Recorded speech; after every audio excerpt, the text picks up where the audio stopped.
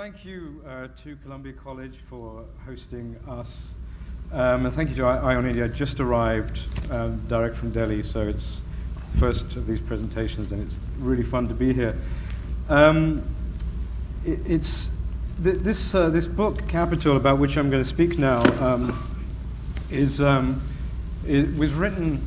I began writing it when I'd been living in Delhi for 10 years. I moved to Delhi in 2000 and spent the first decade that I was living in Delhi writing about other places, writing a novel about Bulgaria and places like that.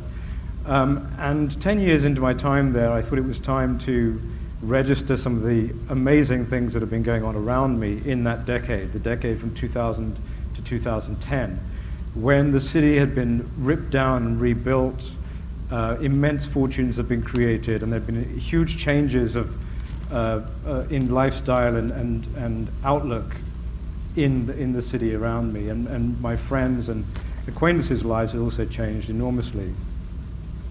The way I set about doing this was to go around and interview people who lived in the city, people from all kinds of backgrounds and walks of life, and these conversations became very intense. Often I would sort of spend a lot of time trying to access somebody who seemed interesting to me, and we would have a 2 or 3 hour conversation about things that were going on in that person's life, their work, their family, their interests, their history. And then that person would start calling me and saying, you know, there are things I didn't really tell you, maybe we could meet again. And these relationships would turn into kind of long-term therapy sessions where it was no longer clear for whom they were happening. And I sort of realized that there were lots of conversations that were not ordinarily happening in the city, that a lot of people had experiences and thoughts and anxieties that they didn't actually share. They didn't have people around them to talk about. This was particularly the case with men. Men, I think, were under particular pressure to project an image of great confidence and dynamism. And a lot of the things that were happening in their family lives, in their business lives, were difficult for them to talk about in their normal conversations. And I, who had not been to school with them, who was not part of their circle, who spoke with a different accent, who had a different history, became this sort of blank slate for a lot of these things. So the book essentially talks about, in a way, the opposite side that we've just heard about from Ravi. If this is a dance stage, and this is in some extent a kind of Shiva dance of destruction and creation, in which we've just heard the creation part of order and everything being well managed. And my book is about the immense turbulence that accompanies those same processes. And I don't think one of these accounts is more true than the other, but they need each other to be true, I think. So, just hearing those passages again reminded me of how kind of quietly but kind of intensely literary of a book this is. And you know, you're a novelist, right? And yet you decided at this point in your career to turn to writing a large nonfiction exploratory portrait of Delhi, right? A portrait of a city, right? So I just wonder if, and you know, the literariness comes out in all these interesting ways, like the opening line of the book is an echo of the beginning of The Wasteland, and it's done very quietly, right? March is the prettiest month, right? And the poem begins, April is the cruelest month, right? And then you start thinking about how, you know, is this a portrait of a wasteland? And, you know, so I'm just curious to hear you talk a little bit about what being a novelist brought to this kind of impossible venture of writing about Delhi, right? And did you find yourself wanting to try and tell a story, or did you find that there was a story that you hadn't expected to tell? You know, because you have to kind of be withdrawn from the subject matter in a way that you can't be when you're making up a story whole cloth, right? So what are some of the kind of challenges of turning to nonfiction? I mean, I think it's one of the things I feel about Delhi, and to some extent this goes for a lot of big emerging world cities, is that in some ways it doesn't exist yet. In some ways it's not imagined yet. Bombay is much more imagined. Right. Paris and New York are massively imagined. So I think this feeds back into experience too, that when you're in those places, they are as sort of bewildering in terms of their stimuli as Delhi is, but those stimuli are somehow ordered, and you have you're programmed into how you kind of live with those things. Whereas I felt that Delhi, in some ways, we were just receiving those stimuli in a very raw way, and we just didn't know what the hell they meant, or what it all added up to. And so one of the kind of literary, insofar as making a city is a literary project, I felt that bringing these characters together, putting them in sort of dialogue with each other and with a big history, and also trying to find a prose and a vocabulary that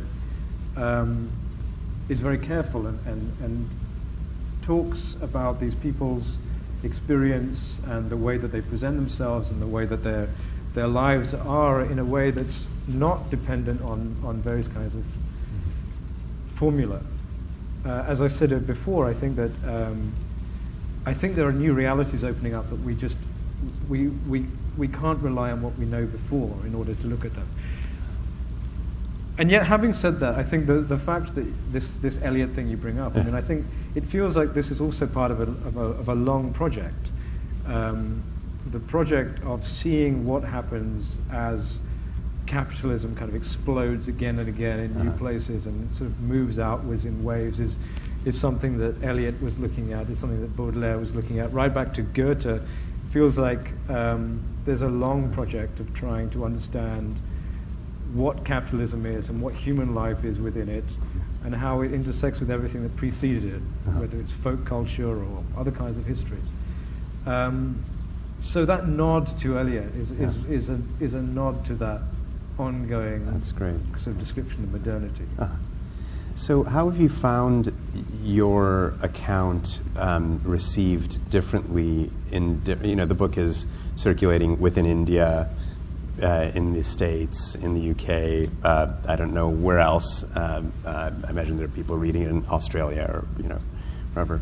How do you find the reception of that account refracted differently in those different worlds? It's quite interesting because I think, I mean, you can be both too near and too far away from something to see it well. So I think that in many of the most interesting reviews in India are not from Delhi, because people in Delhi desperately want to see themselves in a way represented in something like this, or at least the Delhi that they know. So when it's very different from what they know, they feel confused or whatever. But I think the most interesting experience was just going to the UK on book tour and sort of seeing the way that the UK press talked about it, because the UK is invested, of course, in India in a way that the US is not, and in a way, the story of Delhi is also part of British history. Right. And so the British press was very invested in the feeling that this book was a description of the catastrophe that happens after the British leave. So all the British reviews said, this book shows how the arrival of capitalism in Delhi has been a total catastrophe, which is not what it says at all, actually. I mean, it just says that there's a lot of turbulence, and I think one of the things that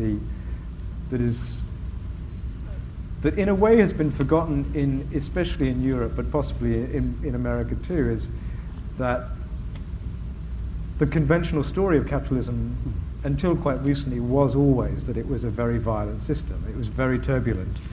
And so the fact that there's a turbulent picture being offered convinces a lot of reviewers from far away that in fact what's happening in India is not capitalism at all. It's something else. It's some mistake that's happened.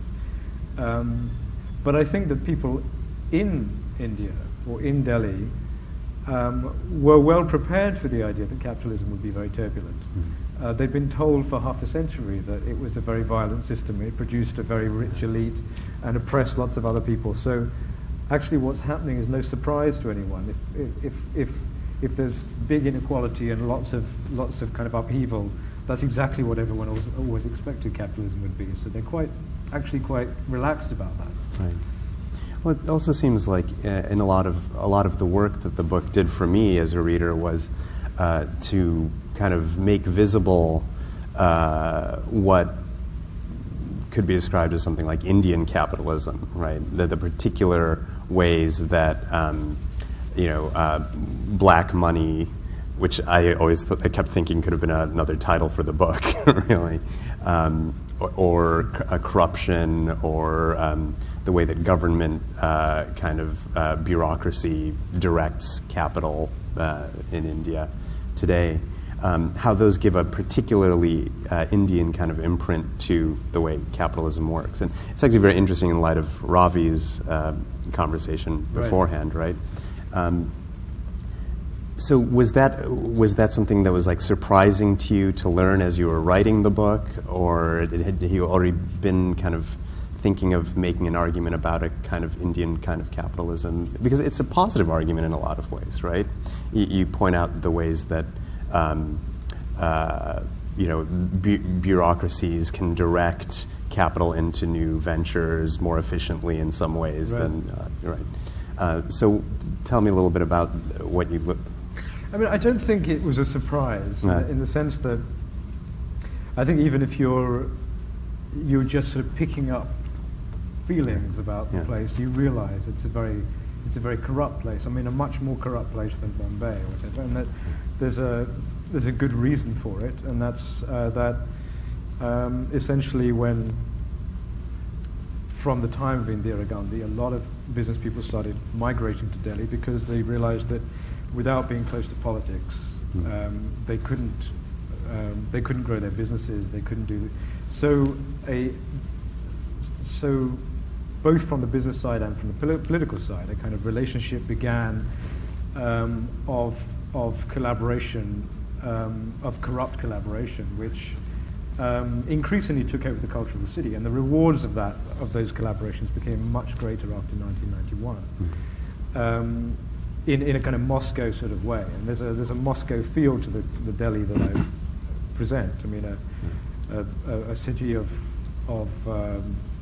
backroom deals and very large money changing hands, and as a sort of incredibly self-confident elite that can make staggeringly large decisions without consultation of any sort. Right. So it wasn't really surprising. I think it is fascinating the extent to which it's often narrated in a positive way by the people who are involved, and even by other people. I mean, the way that India's very large dependence on black money, or availability of black money, insulated it from some of the effects, for instance, of the global recession. This is one of the stories that is often propagated. I think that a lot of these interviews happened in 2010, 2011. I think that positive feeling is probably diminished now, because I think the limits to the growth of the economy that are placed by this kind of levels of corruption have become clear to everyone. And a lot of what has happened in this election and in the Delhi elections that preceded it is that there's been increasing outrage and frustration about corruption as a way of the economy being run. So one of the things that happens with the sort of way that I describe this is essentially that you have politicians or bureaucrats, politicians usually, who enter into alliances with powerful business interests, and between them, and the politicians bring sort of state infrastructure, police, and bureaucracy, and the business people bring expertise and capital, and between them they can they can achieve very fast effects. So that with state infrastructure, you can clear people off land, and you can reallocate that land and change the land usage.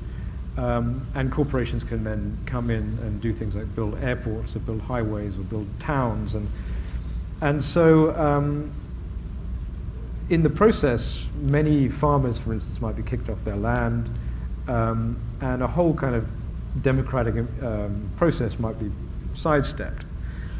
So, in some ways, this is regarded by politicians as a much preferable, and by business as much preferable process than going through the normal process, because otherwise they'd have to wait 15 or 20 years. The acquisition of land in India is famously laborious.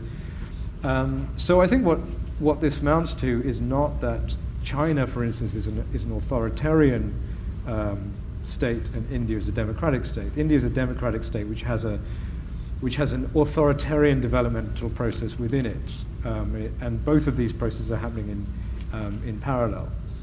I think some of the effects of this have been sort of quite dramatic in states like UP, but right now I think the middle classes are kind of rebelling against